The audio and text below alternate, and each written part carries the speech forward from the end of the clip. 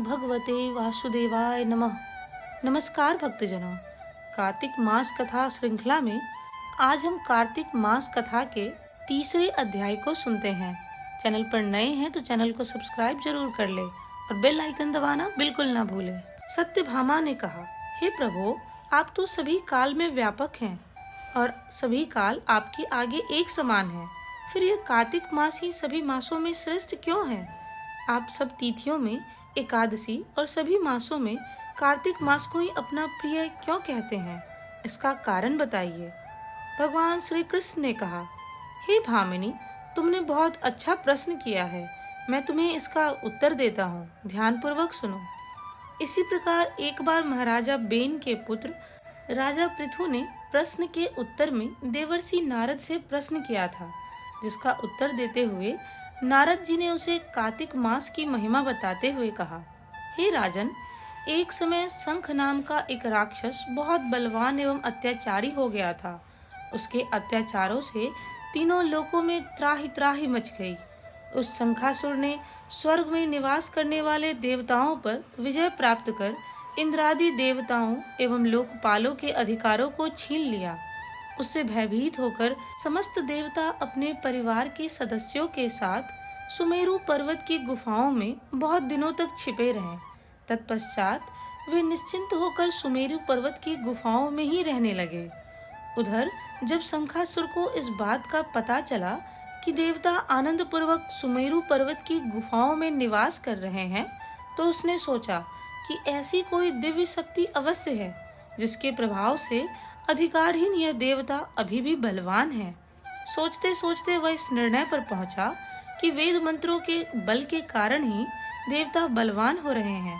यदि इनसे वेद छीन लिए जाएं, तो वे बलहीन हो जाएंगे।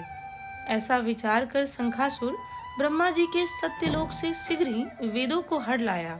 उसके द्वारा ले जाए जाते समय भय से उसके चंगुल से भाग निकले और जल में समा गए। शंखासुर ने वेद मंत्रों तथा बीज मंत्रों को ढूंढते हुए सागर में प्रवेश किया, परंतु न तो उसे वेद मंत्र मिले और न ही बीज मंत्र।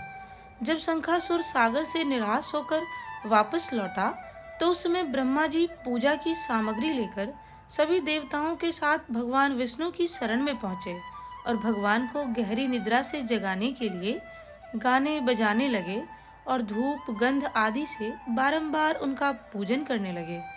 धूप दीप नैवेद्य आदि अर्पित किए जाने पर भगवान की निद्रा टूटी और वह देवताओं सहित ब्रह्मा जी को अपना पूजन करते हुए देखकर बहुत प्रसन्न हुए तथा कहने लगे, मैं आप लोगों के इस कीर्तन एवं मंगलाचरण से बहुत प्रसन्न हूँ। आप अपना अभिष्ट वरदान मांगिए, मैं अवश्य प्रदान करूँगा। जो मनुष्य आश्विन शुक्ल की एकादशी से देवोत्थान एकादशी तक ब्रह्म मुहूर्त में उठकर मेरी पूजा करेंगे, उन्हें तुम्हारी ही भांति मेरे प्रसन्न होने के कारण सुख की प्राप्ति होगी।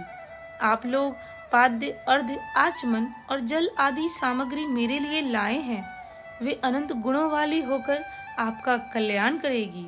शंखासुर द्वारा हरे गए संपूर्ण वेद जल में स्थित हैं। मैं सागर पुत्र शंखासुर का वध करके उन वेदों को अभी ला देता हूँ।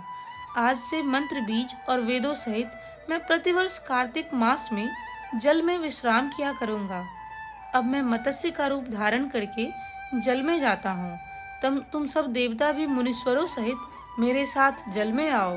इस कार्तिक मास में जो श्रेष्ठ मनुष्य प्रातःकाल स्नान करते हैं, वे सब यज्ञ के अभृत स्नान द्वारा भली भांति नहा लेते हैं।